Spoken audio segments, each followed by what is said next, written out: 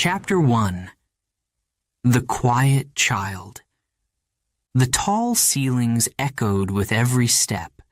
The marble floors were so shiny that they reflected everything: chandeliers, golden frames, and the endless lines of columns. This was home. A palace of glass and steel that stood high above the busy streets of New York City. For most, it would be a dream. For young Barron Trump, it was quiet. Too quiet. He was only a child, but he already knew his life was different.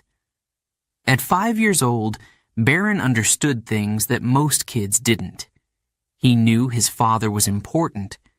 He knew his last name wasn't just a name. It was a brand, a force, and a responsibility. When people said Trump, they either smiled brightly or frowned deeply. But what did that mean for him? He didn't know yet. Barron spent most of his time in his own world. His favorite room was his playroom. It was filled with everything a child could dream of: blocks, much bigger than normal ones, toy cars, some big enough to sit in, and books, rows and rows of colorful books. But Barron didn't need all these things. He was happy sitting by the large windows, watching the city below. Cars looked like ants. People looked like dots. The world below was noisy, busy, and alive. But up here, it was silent. Too silent. "Why don't you play with the other kids?" his mother, Melania, would ask softly. She always spoke softly to him. Her accent made her voice sound like a gentle song. She was his favorite person in the world. She understood him.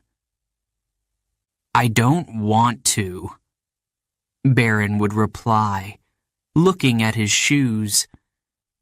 Melania would smile a little, but there was sadness in her eyes. She wanted him to be happy.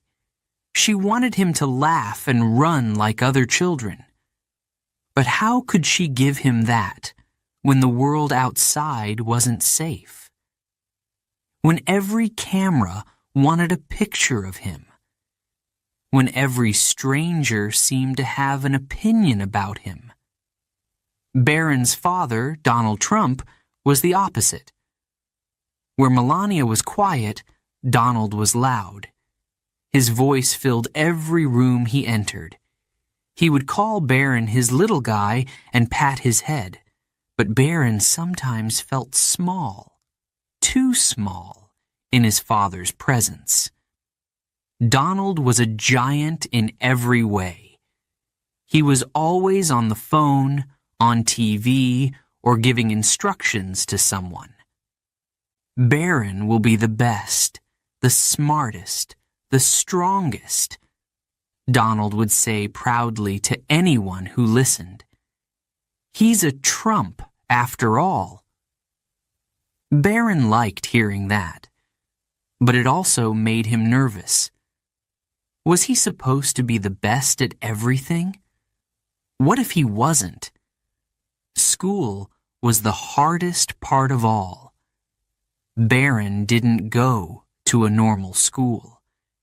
His classes were private, with only a few other children. His teachers were kind, but the other kids looked at him differently. Sometimes they whispered about him. "His dad owns the whole building," one boy had said once.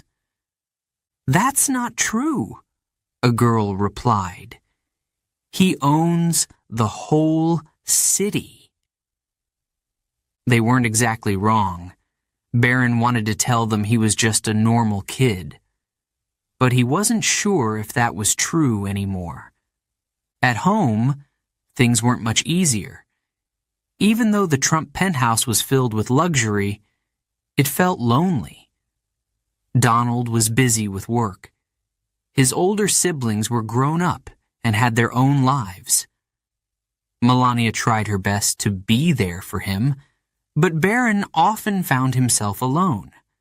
The staff were kind.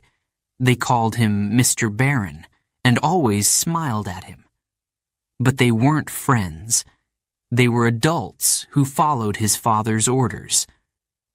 Sometimes, when the house was too quiet, Barron would sit in the hallway and listen to their footsteps. It was the only sound that reminded him he wasn't completely alone. But Barron wasn't unhappy all the time. He loved drawing. He could spend hours with his sketchbook, creating castles, dragons, and rockets. His favorite drawing was of a spaceship flying over New York City. In the drawing, the spaceship wasn't just big, it was massive. It covered the whole city, its lights shining down on the people below. "It's me," Barron told his mother one day, pointing to the spaceship. "I'm watching everyone, but they can't see me." Melania's smile faded for a moment. Then she hugged him tightly. "You can be anything you want, my love," she whispered. But could he? Barron wasn't sure. His father wanted him to be strong, bold, and loud. But Barron liked being quiet. He liked staying in the background where no one could find him. His mother said he could choose his own path. But how could he? His last name would always follow him. People would always compare him to his father. One night, Barron couldn't sleep. He walked out of his room and down the long hallway. The lights were dim, and the house felt even bigger at night. He stopped at the large doors to his father's office. Inside, he could hear his father's booming voice. He was talking about deals, buildings, and money. For a moment, Barron imagined himself standing in that office one day, wearing a suit, giving orders. But then, he thought of his spaceship. He thought of flying high above the city, free from everything below. Barron turned away from the door. He didn't want to be like his father. At least, not yet. He wanted to stay quiet for a little while longer. The next morning, Melania found him sitting by the window again, watching the city. "What are you thinking about, my love?" she asked. Barron shrugged. "Just everything." Melania sat beside him and took his hand. "You don't have to figure it all out now," she said. "Just take your time.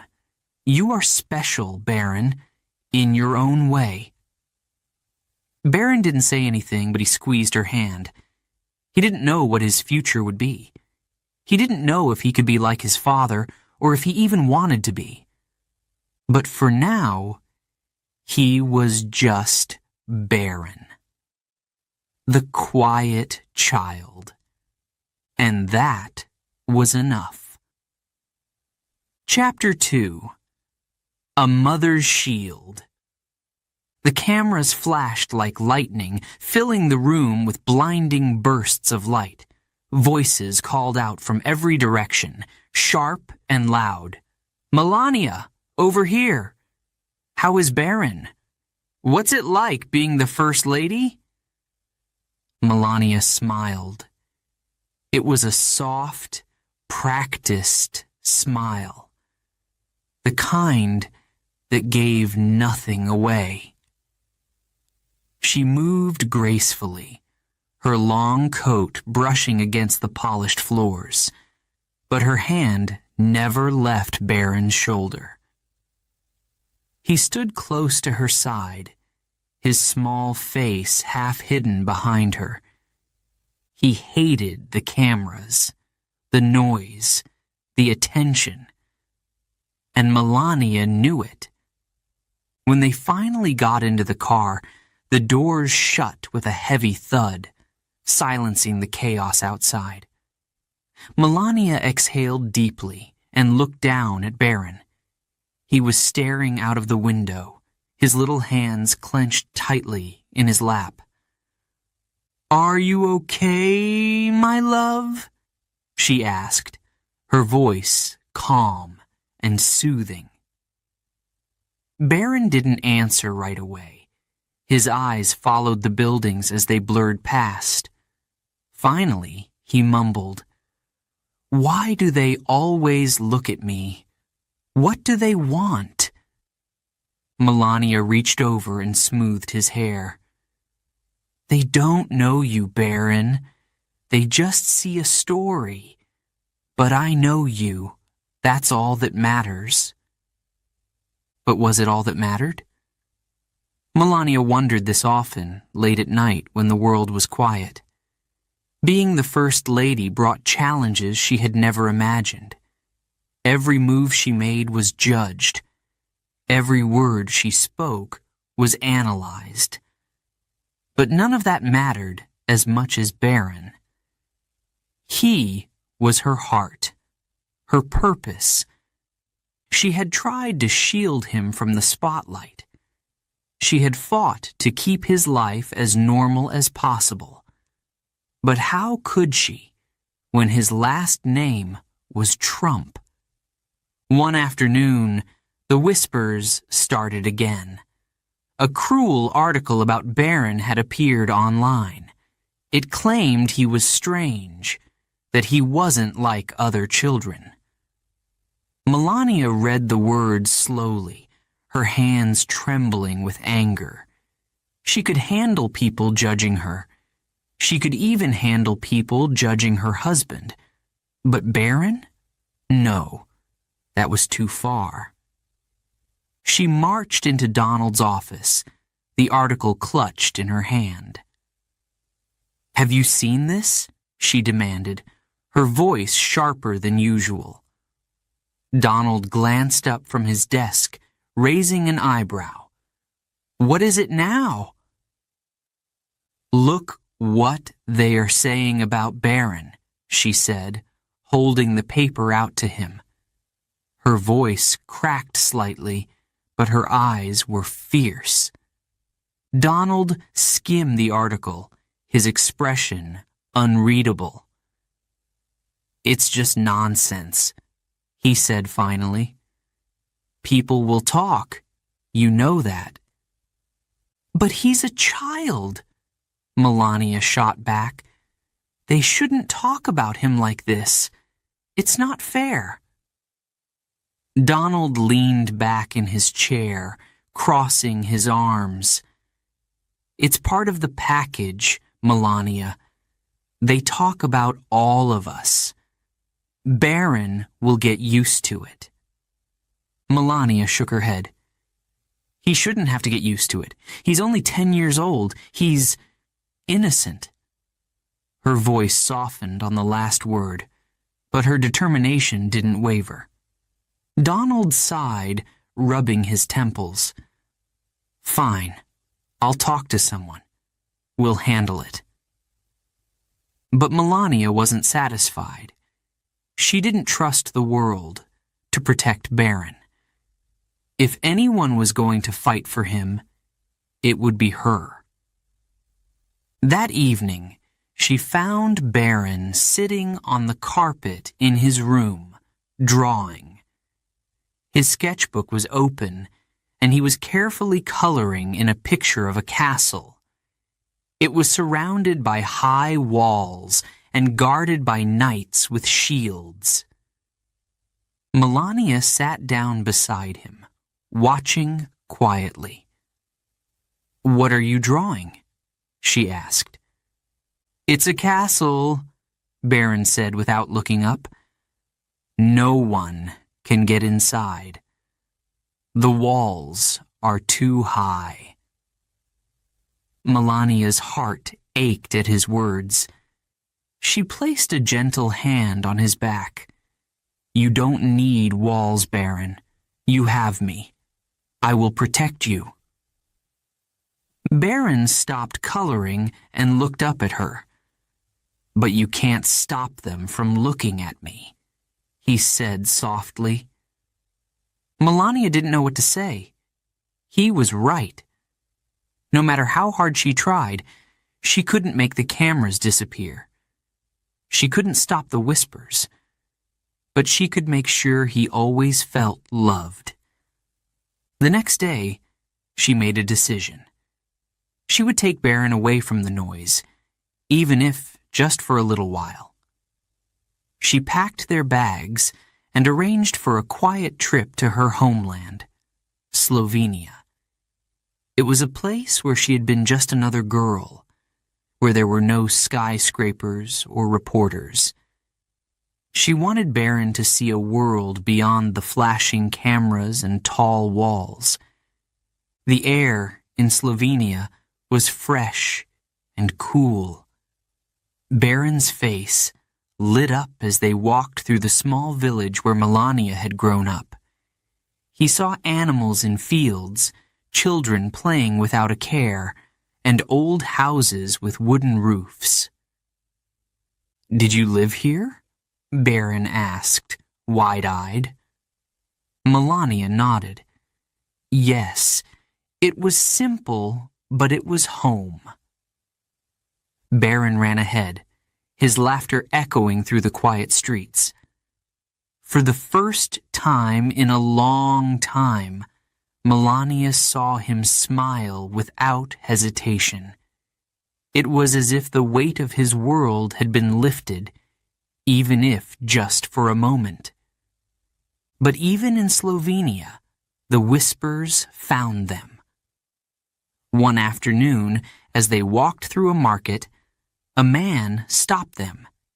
He pointed at Barron and said, "That's Trump's son, isn't it?" Melania stepped forward, placing herself between the man and Barron.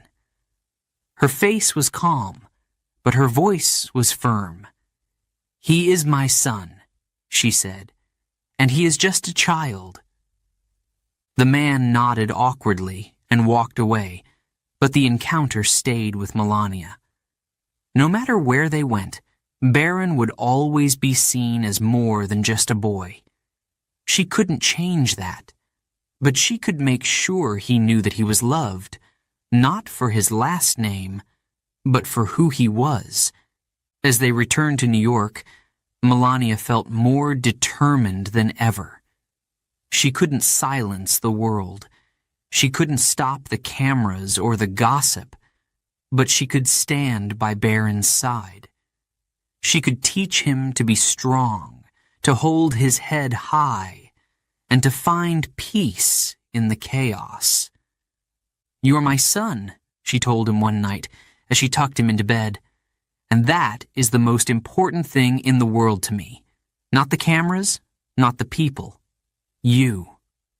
Barron smiled sleepily.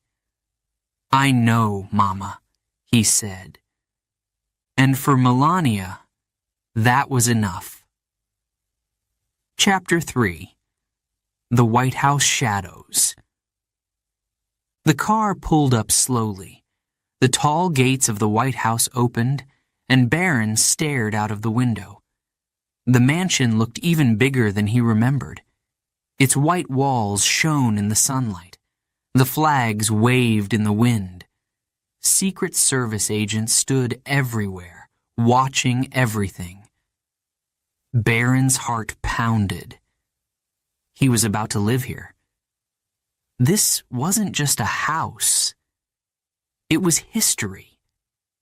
Presidents had walked these halls. Important decisions had been made in its rooms. And now, it was going to be his home. But it didn't feel like home. Inside, the White House was even more intimidating. The ceilings were high, and the walls were lined with old paintings of serious-looking men. The air smelled like polished wood and flowers.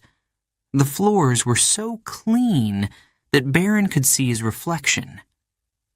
"This is it," his father said, his voice booming as usual. "The greatest house in the world. What do you think, Barron?" Barron shrugged, avoiding his father's eyes. "It's big," he said quietly. Donald laughed. "Big? It's huge. You'll love it, son." But Barron wasn't so sure. His mother walked beside him, holding his hand. "Don't worry, my love," she whispered.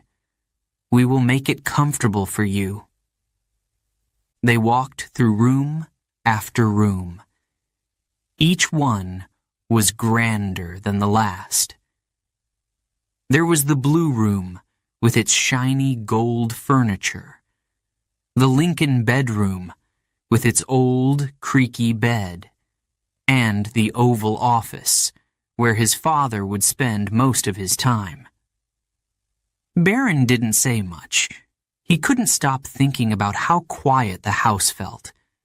It wasn't the same kind of quiet as their home in New York. This quiet felt heavy, like the house was waiting for something. That night, Barron couldn't sleep. His new bedroom was huge, with a 4-poster bed and thick curtains that blocked out the moonlight. But it didn't feel cozy. He missed his old room. He missed the familiar sounds of the city outside his window. He climbed out of bed and opened the door. The hallway was dark, and his footsteps echoed as he walked. The house felt alive in a strange way. The wooden floors creaked. The old walls seemed to sigh. Barron turned a corner and stopped. A portrait of Abraham Lincoln stared down at him. The eyes in the painting seemed to follow him, no matter where he stood. Barron shivered and hurried back to his room. The next morning, breakfast was served in the state dining room. The long table stretched on, covered with fancy plates and silverware. Barron sat at one end while his father sat at the other. It felt like they were miles apart. "So, how are you liking it so far?" Donald asked between bites of toast. Barron hesitated. "It's okay," he said. "Okay?" his father repeated, raising an eyebrow. "Barron, this is the White House. You're part of history now. Isn't that exciting?" Barron didn't answer. He glanced at his mother, who gave him a reassuring smile. But even her smile couldn't make him feel better. He wasn't excited. He felt small, too small for a place like this. At school, things were no easier. Barron was now attending a private school near the White House. The other kids treated him differently. Some were overly nice, trying too hard to be his friend. Others stared at him, whispering behind his back. "He's the president's son," one boy said into another. "I bet he has Secret Service agents in his classroom." Barron tried to ignore them, but the words stung. He just wanted to be normal. But how could he, when even his classmates saw him as something else?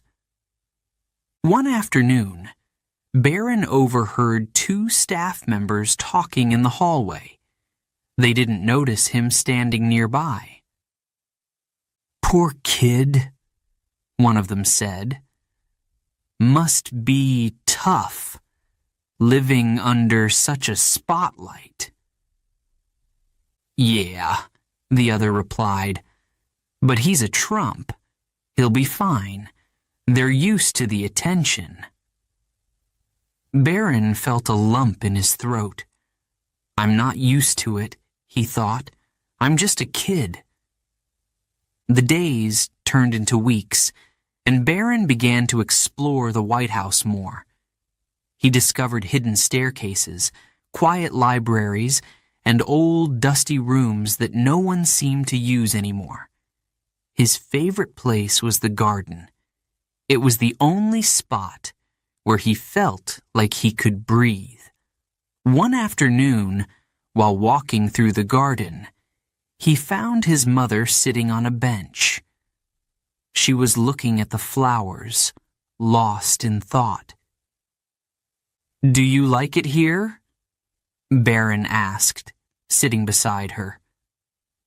Melania looked at him and smiled gently.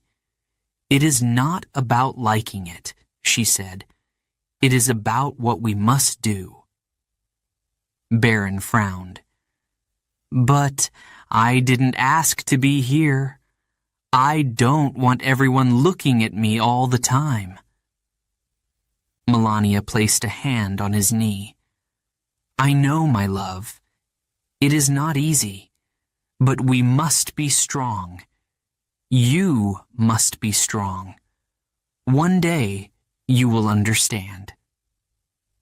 That night, Barron lay awake in bed, staring at the ceiling. The house was quiet again, but now it felt different. The silence wasn't just heavy, it was alive. It felt like the walls were holding secrets, like the house itself was watching him. He thought about the presidents who had lived here before: Lincoln, Kennedy, Roosevelt. What had it been like for their families? Had their children felt the same pressure he felt now? Did they also feel like they were living in the shadows of something much bigger than themselves? The next morning, Barron made a decision. If this was his life now, he would face it. He didn't know how, but he would try. When he walked into the dining room, he greeted his father first. "Good morning," he said clearly. Donald looked up from his newspaper and smiled. "That's my boy," he said, giving Barron a thumbs up. Barron smiled back, but inside he still felt unsure. He wasn't sure if he could ever feel at home in the White House, but for now he would take it one day at a time. And so Barron began to find his way in the shadow of the White House. It wasn't easy, and it wasn't always happy, but he was learning. Slowly but surely, he was learning. Chapter 4: Invisible Chains. Barron watched from the window. The park across the street was filled with kids. They ran, laughed, and shouted, their voices carrying up to his room. One boy kicked a ball so hard it rolled into the street, and he ran after it, carefree and fearless. Barron sighed. He wanted to be like them, just for a little while. "Why can't I go?" he whispered to himself. The door to his room opened, and his mother stepped in. "Barron, lunch is ready," Melania said, her voice soft. Barron didn't turn around. "Mama, why can't I go to the park?" Melania paused. She walked over and stood beside him, looking out at the children below. "It is not safe," she said finally. "But why?" Barron asked, frustration creeping into his voice. "There are bodyguards. They can watch me." Melania knelt beside him, placing a gentle hand on his arm. "It is not just about safety," she explained. "People. They watch everything you do. They talk about you. They take pictures. You deserve your privacy." "But I don't feel private," Barron exclaimed, his voice breaking. "I feel like I'm in a cage. Everywhere I go, people look at me. I just want to be normal." Melania's heart ached. She wanted to tell him that things would get easier, that one day he would feel free, but she couldn't lie to him. His life was not normal, and it never would be. "You are not in a cage," she said softly. "You are protected. There is a difference." "It doesn't feel different," Barron muttered, pulling away from her. Melania kissed the top of his head. "You will understand someday, my love. But for now, you must trust me." Barron didn't answer. He just stared out the window as the children in the park played on, unaware of the boy watching them from above. The next day, Barron was determined. He didn't want to stay inside anymore. He waited until the house was quiet, the staff busy with their tasks. He slipped on his sneakers, grabbed a baseball cap, and pulled it low over his face. He knew the way out. He had seen the route before. Down the main staircase, through the side door. The Secret Service wouldn't expect him to leave without asking. His heart pounded as he crept through the hallways. Every creak of the floorboards made him freeze. What if someone stopped him? What would they say? Finally, he reached the door. He opened it slowly, holding his breath. The warm summer air hit his face, and for a moment he smiled.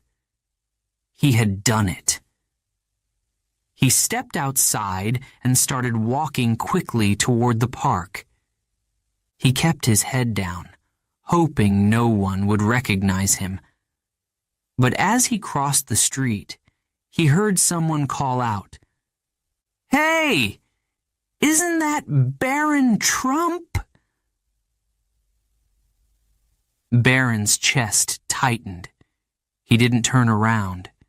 He started walking faster, his hands shaking. "Barron, wait!"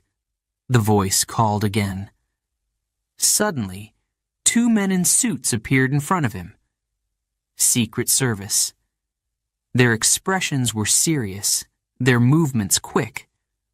One of them gently grabbed his arm. "Mr. Trump, we need to go back now," the agent said firmly. "No!" Barron shouted, pulling away. "I just want to go to the park. Leave me alone." "Sir, we can't allow that," the agent replied, his tone calm but unyielding. "It's for your safety." "I don't care," Barron yelled, his voice breaking. "I don't want to be safe. I just want to be normal." The agents didn't let go. They guided Barron back toward the White House, ignoring the people who had gathered to watch. Some had their phones out, taking pictures and videos. Barron felt his face burn with embarrassment. He could hear the whispers around him. Poor kid. Why does he have so many bodyguards? I can't imagine growing up like that. When they reached the White House, Melania was waiting for him at the door. Her face was pale, her eyes wide with worry. As soon as she saw him, she pulled him into her arms. "Barron, what were you thinking?" she cried, holding him tightly. Barron didn't answer. He felt tears sting his eyes, but he blinked them away. Melania knelt in front of him, gripping his shoulders. "Do you understand how dangerous that was?" she said, her voice trembling. "Anything could have happened to you." "But nothing happened," Barron shouted back, his voice cracking. "I just wanted to play like other kids. Why is that so bad?" "It's not bad," Melania said, her tone softening. "But you are not like other kids, Barron. You have to be careful. You have to be protected." "I don't want to be protected," Barron yelled. "I just want to be free." Melania's heart broke at his words. She pulled him into another hug, holding him close. "I know, my love," she whispered. "I know it's hard, but I promise I am doing this for you, to keep you safe." Barron didn't hug her back. He felt trapped, frustrated, and tired of the rules that seemed to control his life. That night, Barron sat on the edge of his bed, staring at the floor. He thought about the kids in the park, the way they ran and played without a care in the world. He thought about the cameras, the bodyguards, and the whispers that followed him everywhere. He felt like a bird in a gilded cage. The cage was beautiful, yes, but it was still a cage. Melania came into his room and sat beside him. She didn't say anything at first. She just sat there, her presence calming. "Barron," she said finally, her voice soft. "I know you feel trapped, but you are strong. You can handle this." "I don't want to handle it," Barron said quietly. "I just want to be normal." Melania placed a hand on his back. "You are normal. You are my son, and that is all that matters." Barron didn't reply. He didn't believe her, not yet. But deep down, a small part of him hoped she was right. Chapter 5. The Son of Power. The name Trump was everywhere. Barron couldn't escape it. It was on the news every day, in bold letters on tall buildings, and in the voices of strangers who whispered as he walked by. It was a name that made people stop and stare. Sometimes they smiled, sometimes they frowned, but they always noticed. For Barron, it wasn't just a name. It was a shadow, one that followed him wherever he went. One morning, Barron sat in the kitchen, eating his cereal. The TV was on, as usual, and the news anchor was talking about his father.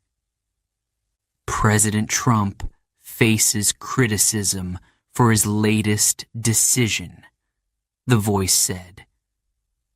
Barron sighed. His father's name echoed through the room, filling the silence. Even here, in the safety of their home, the world outside felt so close. "Do they always talk about him?" Barron asked his mother, who was pouring herself a cup of tea. Melania looked at him, her face calm but thoughtful. "Yes, my love," she said. "He is the president. People care about what he does." But they don't even know him, Barron said, frowning. Not really. Melania sat down beside him. That is true, but they think they do. When someone is powerful, everyone has an opinion about them. Later that day, Barron went to his private tutor. He usually liked studying. It gave him something to focus on. But today, he couldn't concentrate. His mind kept wandering. The tutor noticed and asked him, "Is something wrong, Barron?" Barron hesitated, then shook his head. "No, I'm fine." But he wasn't fine. He felt heavy, like he was carrying something he couldn't explain. That evening, his father came home late, as usual. Donald walked into the dining room, his phone in one hand and a folder in the other. He barely looked up as he greeted Barron. "How's my little guy?" he asked, patting Barron on the shoulder. "I'm fine," Barron replied quietly. Donald didn't seem to notice Barron's mood. He was already talking about his day, about meetings, decisions, and deals. "Everyone's watching us, son," Donald said with a grin. "It's amazing. They can't stop talking about the Trump name." Barron stayed silent. His father's excitement didn't make him feel proud. It made him feel small. That night, Barron lay awake in bed, staring at the ceiling. His father's words echoed in his mind. They can't stop talking about the Trump name. But what about his name? Barron didn't want to be just Trump's son. He wanted to be someone on his own. But how could he when the world only saw him as part of his father's story? The next day, Barron had soccer practice. He loved playing soccer. It was one of the only times he felt free. When he was on the field, he didn't have to think about his last name or the cameras. He could just run, kick, and play. But even here, the shadow followed him. "Hey, Trump!" one of the boys shouted as Barron scored a goal. "Nice shot, man!" Barron frowned. He didn't like being called Trump. He wanted to say, "I have a first name, you know." But he didn't. He kept playing, pretending it didn't bother him. After practice, a group of kids gathered around him. One of them asked, "So, what's it like living in the White House?" Another added, "Do you ever talk to world leaders?" Barron tried to answer their questions, but they kept coming. "Do you get to fly in Air Force One? Is your dad really as rich as they say? What's he like at home?" Barron felt overwhelmed. "I don't know," he said, finally, his voice sharp. "I don't think about it." The kids looked surprised. They didn't mean to upset him. But Barron walked away, his heart heavy again. At dinner that night, Barron finally spoke up. "Dad," he said, looking across the table, "why does everyone care so much about our name?" Donald put down his fork, clearly surprised. "What do you mean?" "Everyone keeps talking about you." "About us," Barron said. "It's like they think they know us, but they don't. It's weird. Donald smiled. That's because our name means something, Barron. It's power, respect, success. But what about me? Barron asked, his voice quieter now. What if I don't want to be all those things? What if I just want to be me? Donald looked at him for a long moment, his expression unreadable. Then he said, "You're part of this family, son. That name will always be yours, but what you do with it is up to you." That night, Barron thought about his father's words. What you do with it is up to you. Could it really be that simple? Could he choose to be more than just the president's son? More than a Trump? The next morning, Barron woke up early. He grabbed his sketchbook and began drawing. He didn't draw castles or rockets this time. Instead, he drew himself, standing tall, holding a soccer ball in one hand and a pencil in the other. In the background, the Trump name was written in bold letters. But this time, it wasn't overshadowing him. It was just there. When he showed the drawing to his mother, she smiled. "This is beautiful, Barron," she said. "You are finding your own story." Barron looked at the drawing again. For the first time, he felt a little lighter. The name Trump would always be a part of him, but it didn't have to define him. He was Barron. Just Barron. And that was enough. Before we begin Chapter 6, a quick note for our listeners. You're currently listening to this audiobook on Woo English. Remember, this content is specially made for Woo English listeners only. If you're hearing it on any other channel, it may be a violation of Woo English's rights. Please ensure you're tuned into the right source to fully enjoy and respect this audiobook journey. Now, let's continue the story. Chapter 6. Friends or Foes? The classroom buzzed with laughter and chatter. Barron sat at his desk, pretending to be focused on his book, but his mind wandered. He glanced at his classmates. They seemed so carefree, so normal.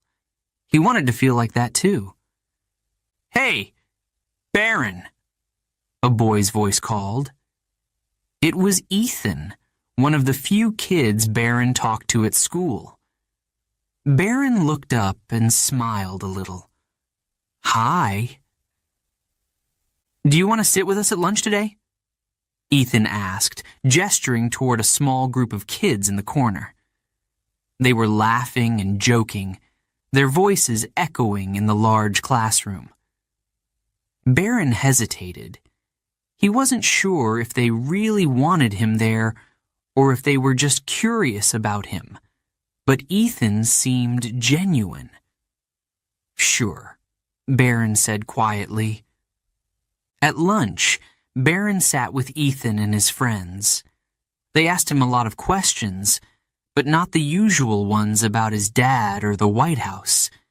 Instead, they asked about his favorite video games, soccer, and what movies he liked. For the first time in a while, Barron felt normal. He laughed at their jokes and even shared a story about his dog. For a moment, he forgot about the cameras, the security, and the heavy weight of his name. But deep down, he still felt a small doubt. Could he trust them? Or were they just being nice because of who he was? A few days later, Ethan came over to Barron's table again. "Hey, Barron," he said with a grin. "I was wondering, What's it like living in the White House? Do you get to see the president every day? Barron froze. The question caught him off guard. Ethan had never asked about his family before. It felt strange. "It's okay, I guess," Barron said cautiously. Ethan nodded, his grin growing wider. "Come on, you must have some cool stories. Like, what's your room like? Do you ever see famous people?" Barron shrugged. "Sometimes." Ethan leaned in closer. "You can tell me, Barron. I won't tell anyone. Promise." Barron looked at him for a moment. Ethan seemed so friendly, so eager to listen. Maybe it was safe to share a little. Maybe he was just curious. "Well," Barron began, lowering his voice, "sometimes my dad has meetings with really important people. I've met some of them before." Ethan's eyes widened. "Like who?" Barron hesitated. He wasn't supposed to talk about these things, but Ethan was his friend, wasn't he? "Just people," Barron said finally, trying to change the subject. "It's not a big deal." The next day, Barron walked into school and felt the stares. Kids were whispering, glancing at him, and then quickly looking away. His stomach twisted. Something was wrong. At lunchtime, Ethan was nowhere to be seen. Barron sat alone, feeling uneasy.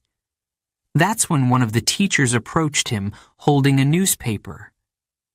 "Barron," she said gently, "I think you should see this." Barron's heart sank as he looked at the headline. It was about him.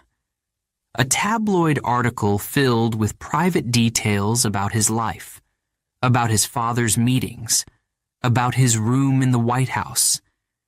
Things he had only told Ethan. His hands trembled as he put the paper down. Ethan had betrayed him. He had shared Barron's secrets with the press, for money, or attention, or both.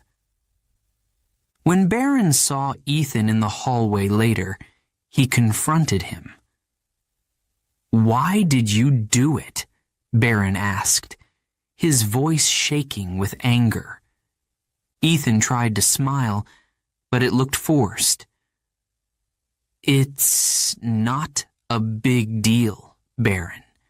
People were curious, and they paid me a lot." Barron's chest tightened. "You promised you wouldn't tell anyone." Ethan shrugged. "It's just stuff, Barron. It's not like I said anything bad about you." "But it wasn't your story to tell," Barron snapped. His voice echoed down the hallway, and a few kids stopped to stare. Ethan looked uncomfortable. "Look, I didn't think you'd care that much. You're used to this kind of stuff, right? People talking about you?" Barron felt tears sting his eyes, but he refused to cry in front of Ethan. "No," he said firmly. "I'm not used to it, and I thought you were my friend." Without waiting for a reply, Barron turned and walked away, his heart heavy with betrayal. That evening, Barron sat in his room, staring at the newspaper. The words blurred as his mind raced. He had trusted Ethan. He had let his guard down. And now, everyone knew things about his life that were supposed to be private. Melania walked into the room and saw the paper on his desk.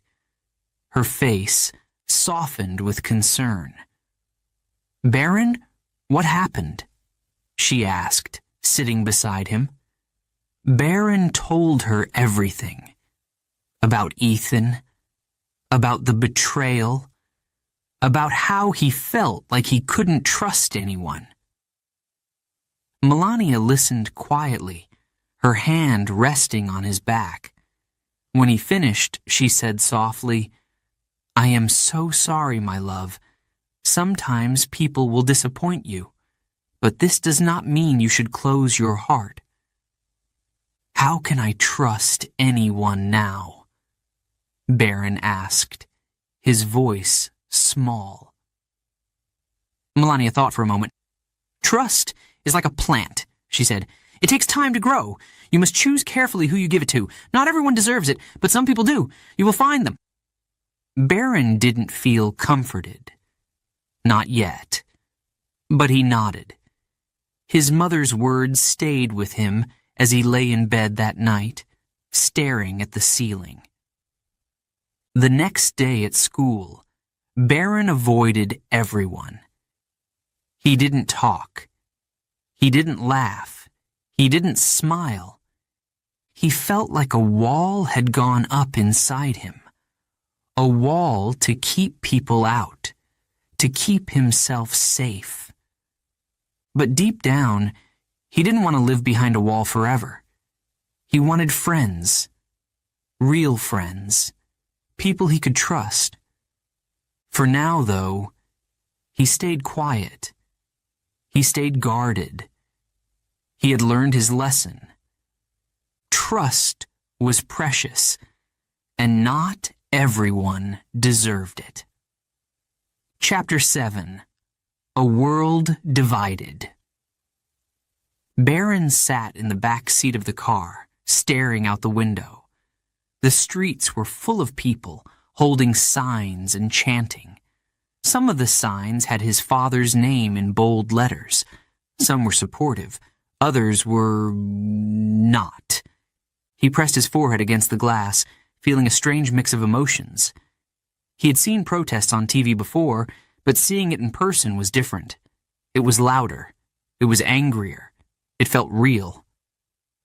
"Why are they so mad, Mama?" he asked softly, turning to his mother. Melania, sitting beside him, glanced at the crowd. Her face was calm, but her eyes showed worry. "People have different opinions," she said gently. "They do not always agree with your father, or with us." "But why do they hate us?" Barron asked. His voice cracked. He wasn't sure he wanted to know the answer. Melania reached over and squeezed his hand. "Not everyone hates us, my love. Many people care about what your father does. They believe in him. But being in this family means we will always have people who disagree." Barron nodded, but the words didn't make him feel any better. He leaned back in his seat, trying to ignore the shouting outside. It was hard not to take it personally. He was just a kid. Why did these people care about him or his family so much? As they pulled into the White House gates, the noise faded, replaced by the quiet hum of security. Barron stepped out of the car, his heart still heavy. The protest might have been outside, but it felt like it followed him inside. The next day at school, Barron felt the weight of the world more than ever. The whispers started as soon as he walked into the classroom. "Did you see the news?" one boy whispered to another. "There was a huge protest outside the White House yesterday." "Yeah," the other boy replied. "My parents said it's because of something Barron's dad did." Barron clenched his fists. He tried to ignore them, but the words stuck in his mind. They were talking about his family, like they were a headline, like they weren't real people. At lunchtime, he sat alone. He didn't feel like dealing with anyone, but even from across the cafeteria, he could feel the stares. He wondered what they were thinking. Were they judging him?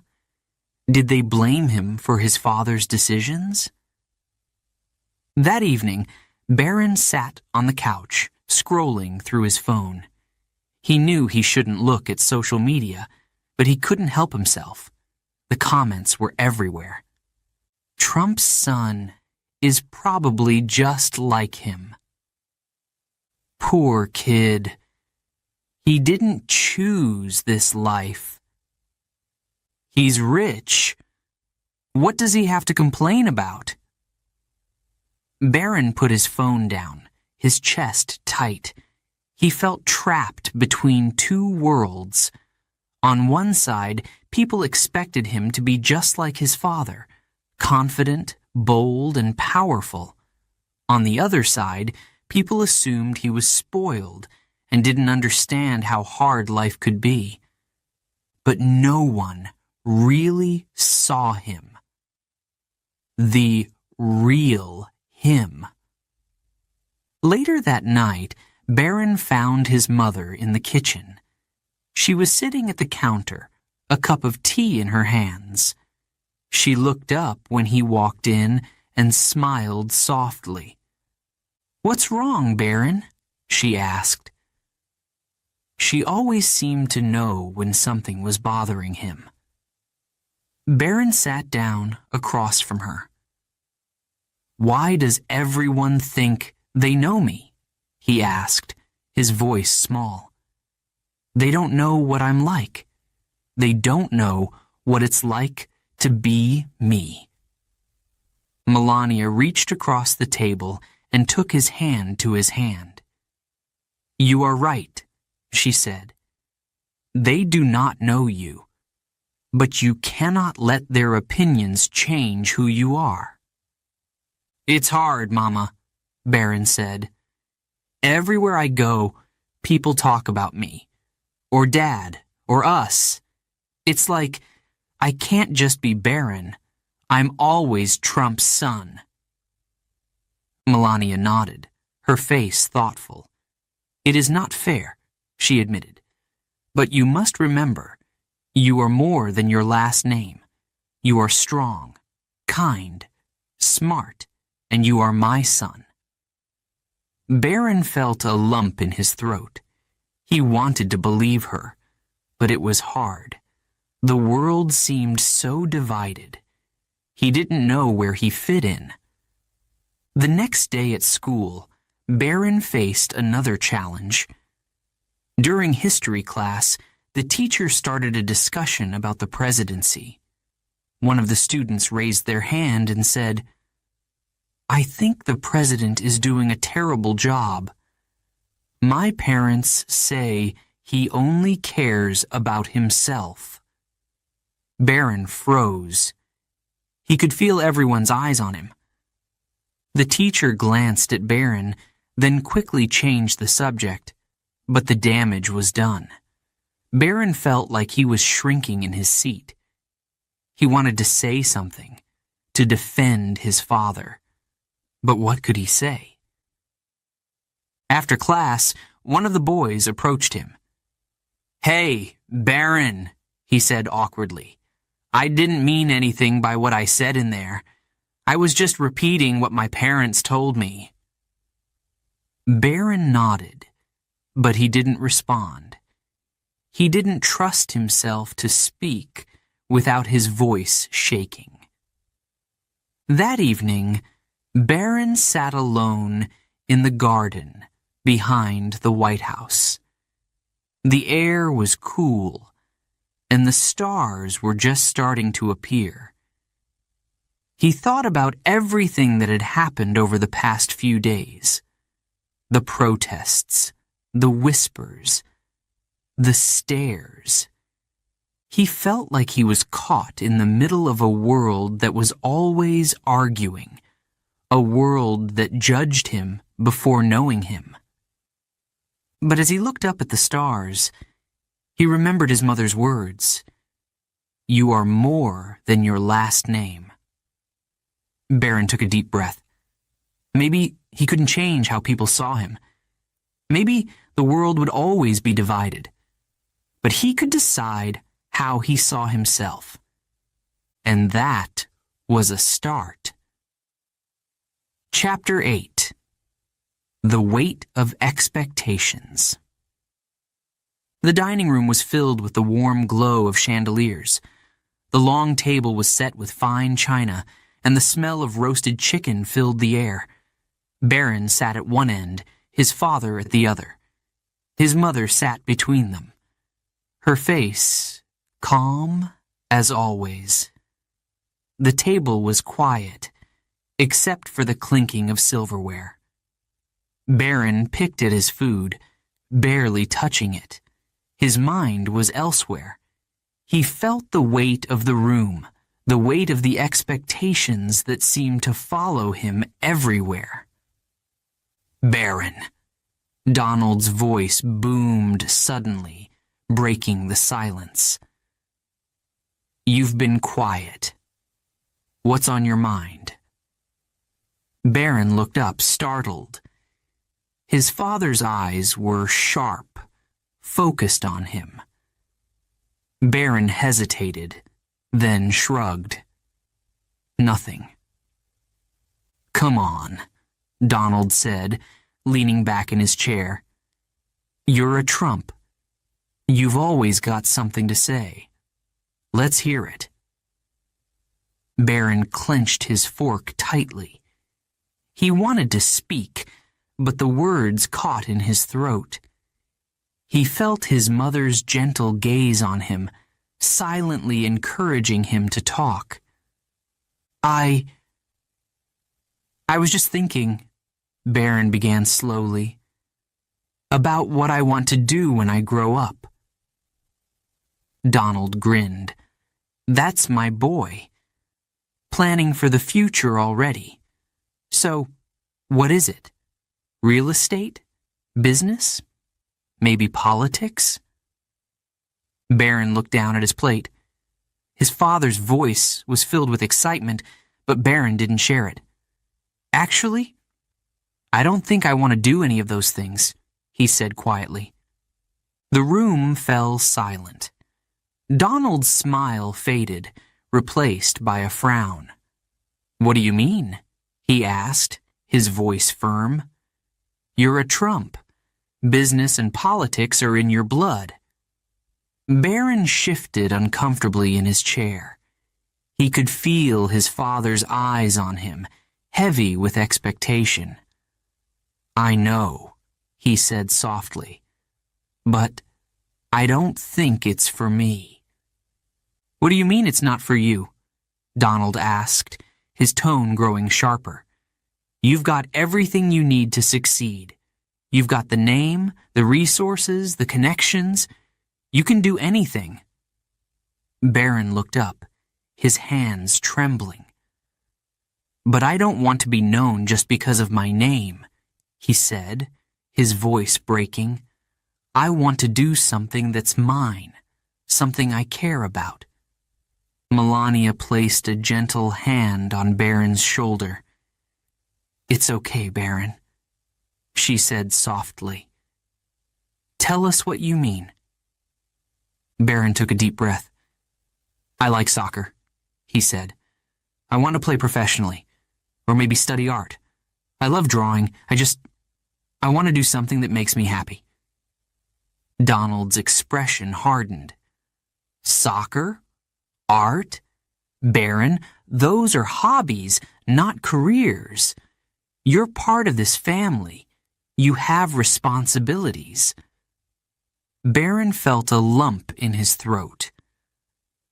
Why can't I decide what I want to do? He asked, his voice rising. Why does it have to be what you want? The tension in the room was thick. Donald leaned forward, his voice low and firm. Because you're a trump, he said. The world is watching you. They expect you to be great, to lead. You can't just walk away from that. Barron stood up, his chair scraping against the floor. "I didn't ask for this," he shouted. "I didn't ask to be a trump or to have the world watching me. I just want to be me." Donald opened his mouth to respond, but Melania raised a hand, stopping him. She turned to Barron, her eyes filled with understanding. "Barron," she said gently, "sit down. Let's talk about this." Barron hesitated, then slowly sat back down. His hands were clenched into fists, his heart racing. Melania looked at Donald, then back at Barron. "Your father is right about one thing," she said carefully. "The world does have expectations for you, but you also have the right to choose your own path. You are young. You have time to figure it out." Barron felt a small flicker of hope. "Really?" he asked, his voice quiet. "Yes," Melania said firmly. "But," she added, glancing at Donald, "you must also understand that being in this family comes with challenges. Whatever you choose, people will always have opinions about it."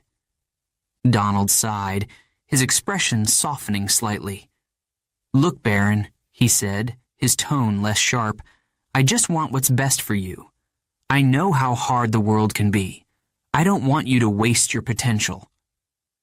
Barron met his father's gaze.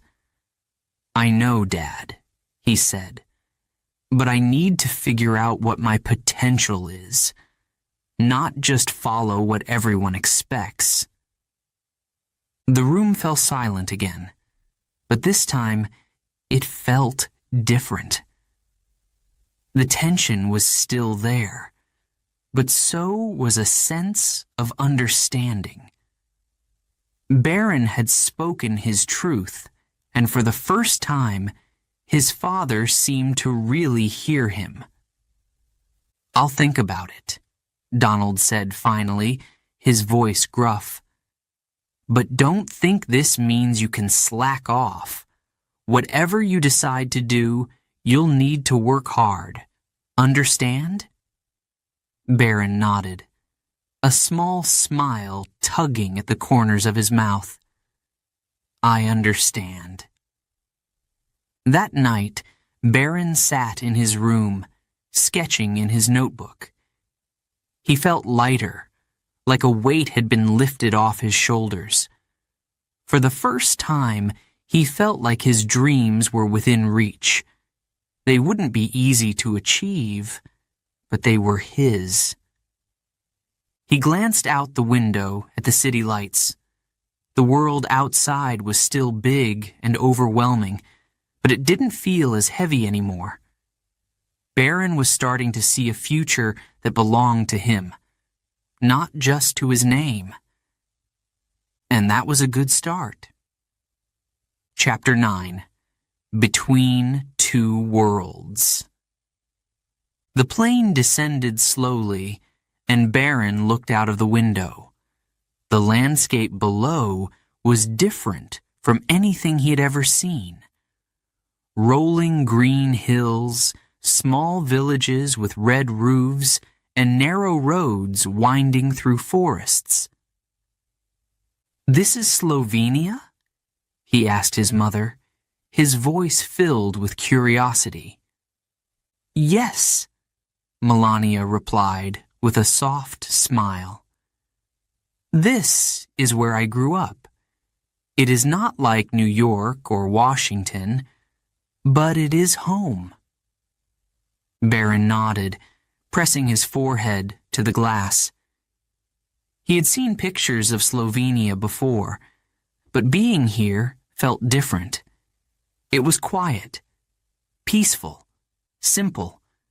He liked it already.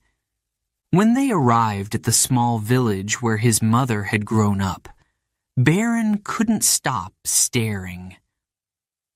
The houses were small and cozy, with flower boxes under the windows. People waved as they passed, their faces kind and warm. "It's so different," Barron said. "Everyone's so friendly."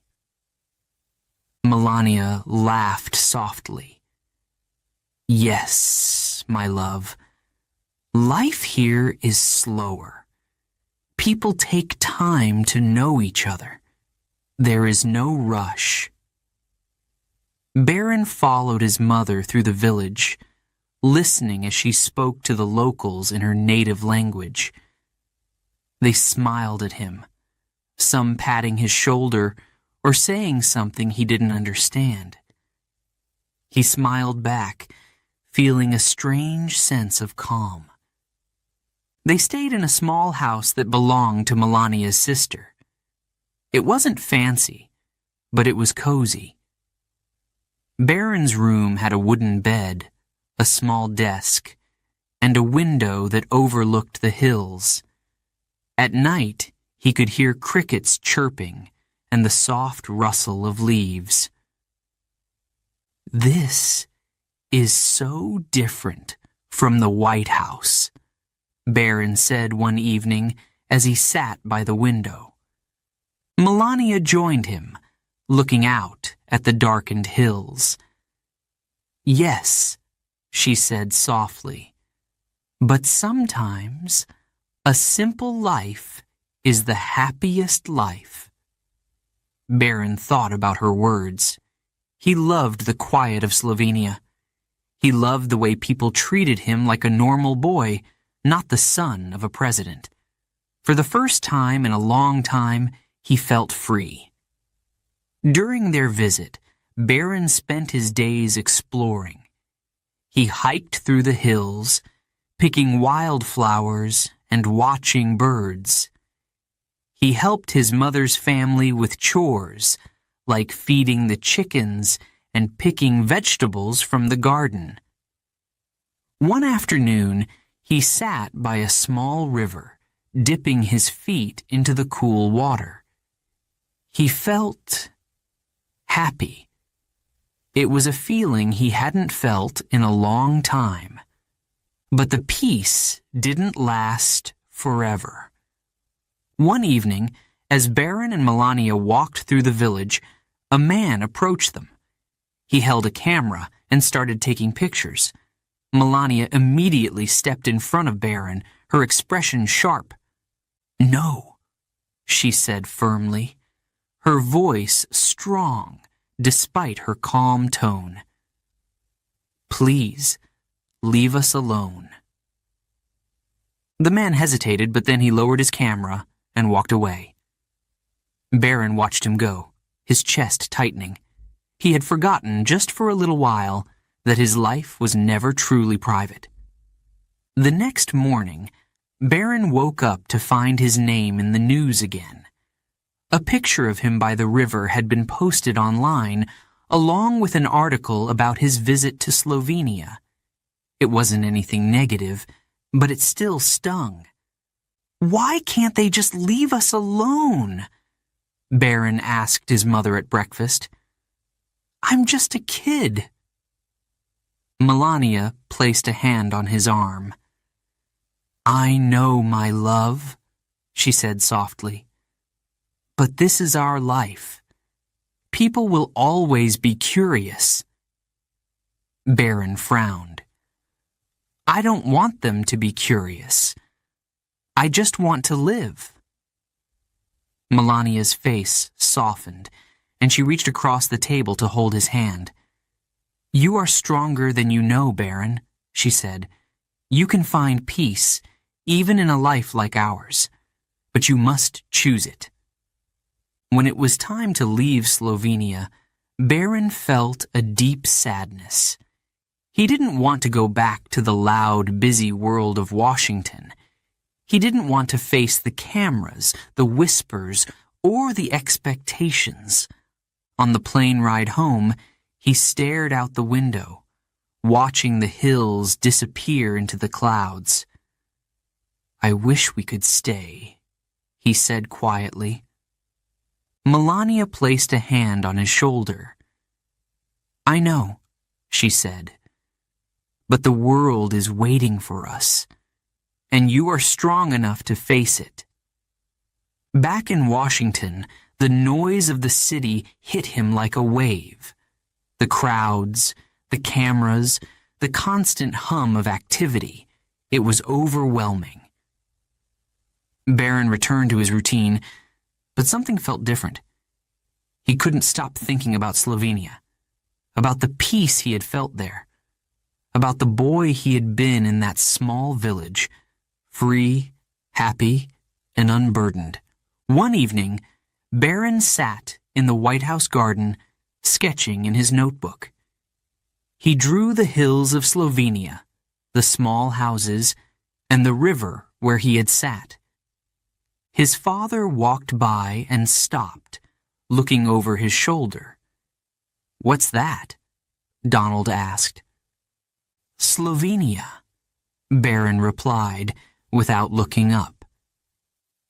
Donald frowned slightly. "You really liked it there, didn't you?"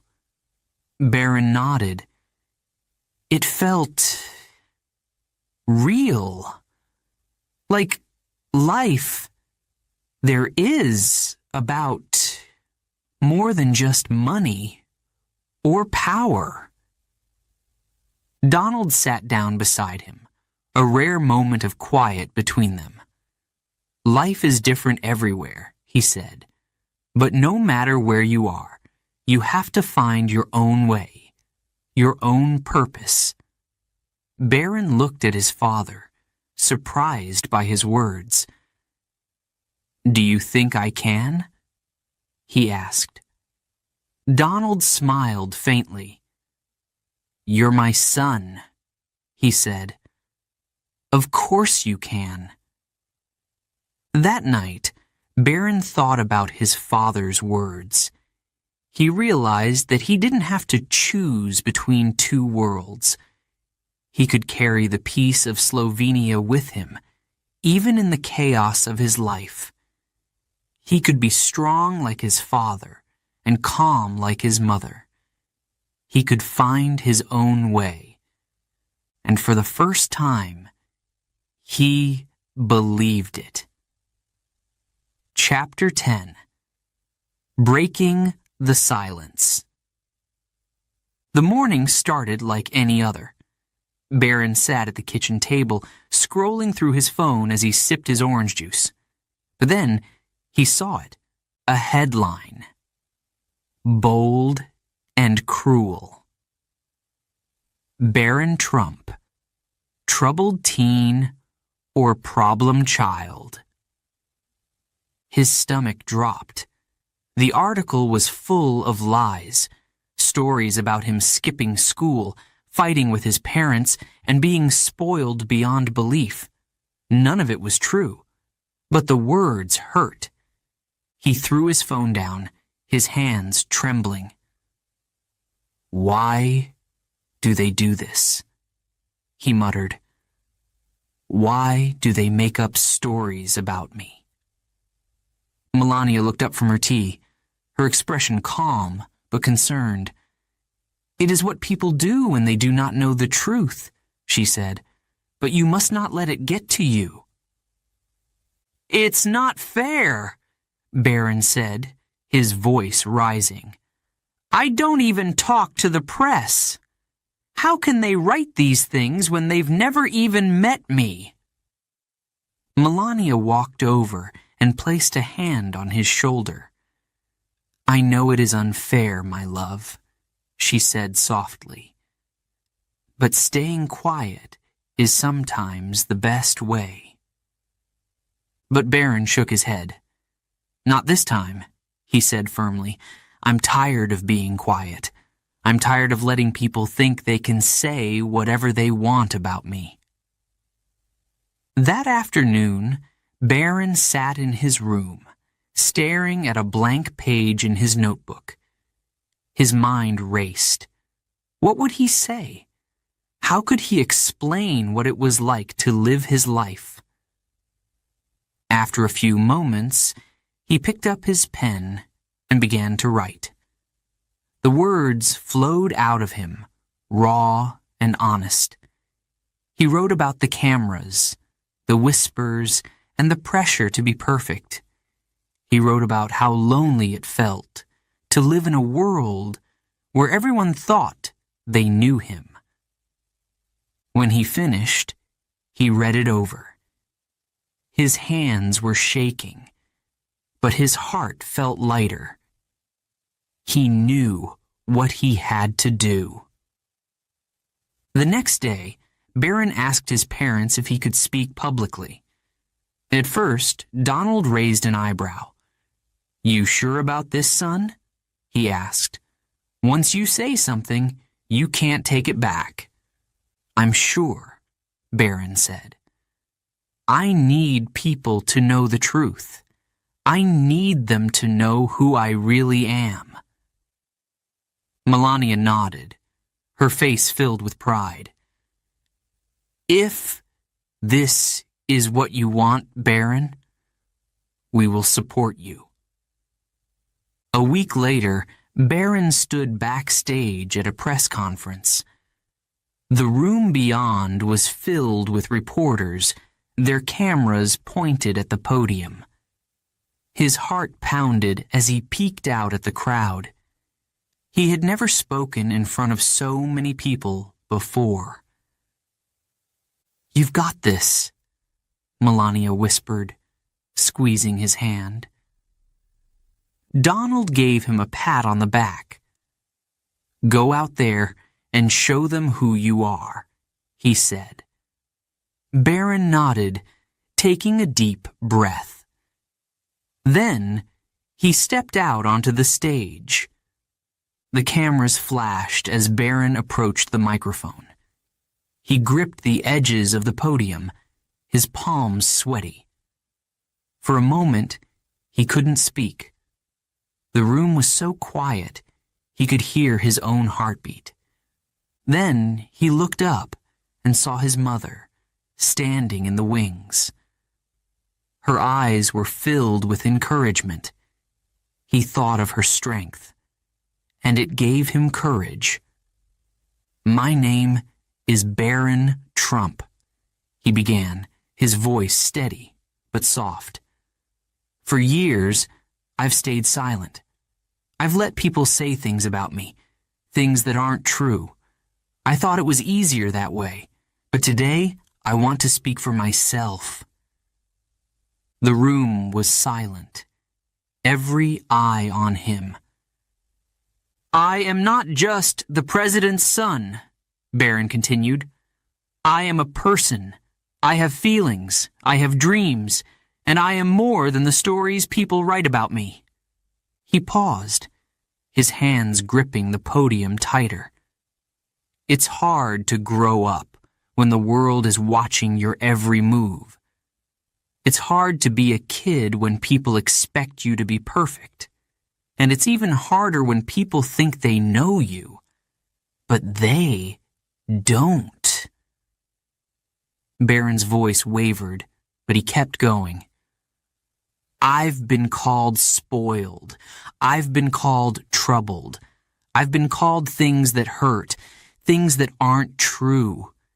And I want to ask everyone listening, how would you feel if people talked about you like that? If they judged you without knowing you?" He glanced down at his notes, then looked back at the crowd. "I'm just a teenager. I like soccer. I like drawing. I love my family. And I'm doing my best to figure out who I am, just like any other kid." The room remained quiet, but Barron could see the reporters leaning forward, hanging on his every word. "I'm not here to blame anyone," he said. "I know I come from a family that people have strong opinions about.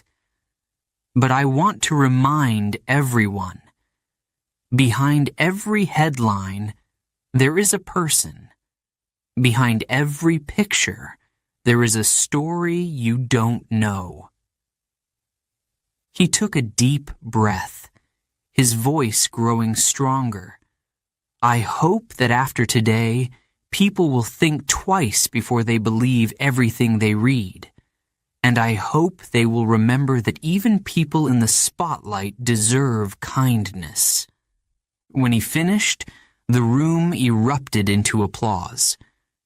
Barron stepped back from the microphone, his chest heaving. He had done it. He had spoken his truth.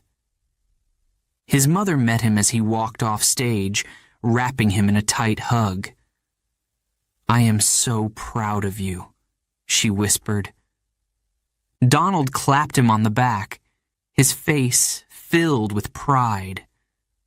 "You were great out there, son," he said. "You showed them who you really are." That night, Barron sat in his room, scrolling through the news. Articles about his speech were everywhere, but this time they were different. They called him brave. They praised his honesty. For the first time, Barron felt like the world was seeing him for who he really was. Not just the president's son, but a person with his own voice. And for the first time, he felt free. Chapter 11. Stepping Out of the Shadow. The air felt lighter after Barron's speech. For the first time in years, he felt like people saw him for who he was, a teenager, not just a name. But even as the applause faded and the headlines turned kind, Barron knew his journey wasn't over. He still had to figure out one important thing: who he wanted to be. A few weeks later, Barron sat in his room, flipping through his sketchbook. Each page held a piece of him: drawings of soccer players, dreamlike cities, and even his family. He smiled at a sketch of his dog before turning to a blank page. He picked up his pencil, but hesitated. The same question kept coming back to him. What comes next? At dinner that evening, Barron's father brought it up. "So, Barron," Donald said, cutting into his steak, "now that you've had your big moment, what's your plan?" Barron looked up from his plate, caught off guard. "My plan?" Donald nodded. "You've shown the world who you are, but people are going to want to know more. What are you going to do with this attention?" Barron glanced at his mother. Melania gave him a small, encouraging smile. "It's okay, Barron," she said. "Take your time to think." But Donald leaned forward. "You can't take too long," he said firmly. "You've got momentum now. You need to use it." Barron felt his chest tighten. His father's words were heavy, as if the weight of the Trump name had returned, pressing down on him. "I don't know yet," he admitted, "but I don't want to rush into something just because people expect me to." Donald frowned, but didn't argue. Melania reached over and squeezed Barron's hand. "You will find your path," she said gently. That night, Barron sat by the window, staring out at the city lights. His father's words echoed in his mind. You need to use it. But Barron didn't want to just use the attention. He wanted to build something meaningful, something that was his. He grabbed his sketchbook and started drawing. This time, he didn't plan or think too much. He just let the pencil move across the page. By the time he finished, it was nearly midnight. He held up the drawing. A boy standing at the edge of a forest, looking at a bright, open field ahead. Barron smiled. It felt right. The next day, Barron met with his mother in the garden. She was sitting on a bench, sipping tea and enjoying the quiet. Barron joined her, holding his sketchbook. "Mama," he began, "can I talk to you?" "Of course, my love," Melania said, setting down her cup. "What is on your mind?" Barron opened his sketchbook and showed her the drawing. "This is how I feel," he said, "like I'm standing here, not sure which way to go, but I think I want to do something creative." Melania studied the drawing for a moment, her face thoughtful. "It is beautiful," she said softly. "You have a gift, Barron, and if this is what makes you happy, then you should follow it." "But what about Dad?" Barron asked. "He wants me to do something big, something important." Melania placed a hand on his shoulder. "Your father wants you to be successful, but success does not have to mean the same thing for everyone. You can be successful by being true to yourself." Inspired by his mother's words, Barron decided to explore his passion. He started sharing his drawings with a small group of trusted friends and teachers. Their feedback was encouraging, and for the first time, Barron felt like he was building something that was his own. But as he worked on his art, he also returned to soccer. Being on the field gave him a sense of freedom and focus that nothing else could. His days were filled with practice, sketching, and moments of quiet reflection. It wasn't always easy, but it felt right. One day, during soccer practice, Barron's coach pulled him aside. "Barron, I've noticed something," he said, his tone serious. Barron felt his stomach drop. "What is it?" "You've got talent," the coach said. "Real talent. Have you ever thought about taking soccer to the next level?" Barron blinked, surprised. "You mean like playing professionally?" The coach nodded. "It's not going to be easy. It'll take hard work, discipline, and focus. But I think you've got what it takes." Barron felt a spark of excitement, but also doubt. Could he really do it? Could he juggle his love for soccer and art? And what would his father think? That evening, Barron sat down with his parents to talk. He told them about the coach's words and his dreams of pursuing both soccer and art. Donald listened quietly, his expression unreadable.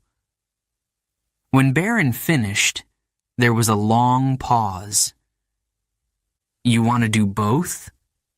Donald asked finally. "Yes," Barron said firmly. "I love both. And I think I can make it work." Donald leaned back in his chair, crossing his arms.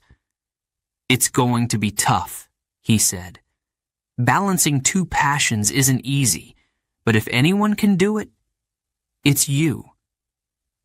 Barron's eyes widened. You mean that? Donald nodded. You've shown me something over the past few weeks, Barron. You've got drive. You've got heart. That's what it takes to succeed, no matter what you choose. Melania smiled. Her eyes filled with pride. We are here for you, Barron, she said. Always. Over the next few months, Barron threw himself into his work. He practiced soccer every day, pushing himself harder than ever. He also started sharing his art online, gaining a small but loyal following. His sketches of life, dreams, and emotions connected with people in ways he hadn't expected. The world began to see him not just as Trump's son, but as Barron, a young man finding his place in the world. One evening, as Barron sat in his room, scrolling through the comments on his latest artwork, he saw a message that stood out. Thank you for sharing this. It reminds me that it's okay to be myself. Barron smiled, his heart full. For the first time, he felt like he was stepping out of his father's shadow and into his own light. Chapter 12. Becoming Barron. The stadium lights shone brightly, casting long shadows across the soccer field. Barron stood on the sideline, the cool evening breeze brushing against his face. He could hear the murmur of the crowd, the distant sound of cheers and clapping. His heart raced, not with fear, but with excitement. This was his moment. Months of hard work had led to this. Balancing soccer and art had been one of the biggest challenges of his life. Early mornings on the field, late nights at his desk, pencil in hand. There were days when he wanted to give up, when the weight of it all felt too heavy. But he didn't. He kept going. And now, he was here, about to play in his first major match. The referee blew the whistle, signaling the start of the game. Barron jogged onto the field, his teammates shouting encouragement. He felt a wave of energy as the ball moved quickly across the grass. He had played hundreds of games before, but this one felt different. The stakes were higher, the crowd was louder, and for the first time, people weren't just watching him because of his name. They were watching him because of his talent. As the game went on, Barron found his rhythm. He passed the ball with precision, dodged defenders, and chased it down the field with determination. Every move felt natural, like he was doing exactly what he was meant to do. Then came the moment. A teammate passed the ball to him, and Barron saw the opportunity. The goal was clear. The defenders were closing in. He took a deep breath, focused, and kicked with all his strength. The ball soared through the air and landed perfectly in the net. The crowd erupted into cheers. His teammates ran to him, shouting his name and patting his back. Barron couldn't stop smiling. He had done it. Not for his father, not for anyone else, but for himself. After the game, as Barron walked off the field, he spotted his parents in the crowd. Melania was clapping, her face glowing with pride. Donald gave him a thumbs up, his grin wide and genuine. Barron felt a warmth in his chest. For the first time, he felt like they saw him. not as the president's son, but as Barron. That night, as he sat in his room, Barron picked up his sketchbook. The events of the day were still fresh in his mind. The cheers, the goal, the feeling of accomplishment. He began to draw, letting his pencil capture the emotion. When he finished, he stared at the page. It was a picture of himself, standing on the soccer field, surrounded by light. In the background, there were no shadows, no crowds, just an open field and a bright, endless sky. The next morning, Barron's drawing went viral. He had shared it online with a simple caption. "This is how it feels to be me." The response was overwhelming. People from all over the world commented, praising his talent and honesty. Some shared their own stories of feeling misunderstood or trapped by expectations. Others simply thanked him for being brave enough to share his journey. Barron read every comment, his heart full. He realized that his art wasn't just about him anymore. It was about connection, about showing people that it was okay to be themselves. As time went on, Barron continued to grow. His soccer skills improved, and he became known for his creativity on the field. His art also gained recognition, with galleries inviting him to showcase his work. He was living in two worlds, sports and art. But for the first time, he felt balanced. He wasn't just Trump's son. He wasn't just a name in the headlines. He was Barron, a young man finding his own way in a complicated world. One evening, Barron sat with his parents in the White House garden. The sun was setting, casting a golden glow over the flowers and trees. "I'm proud of you, Barron," Donald said, his voice softer than usual. "You've worked hard to get where you are, and you've done it your way."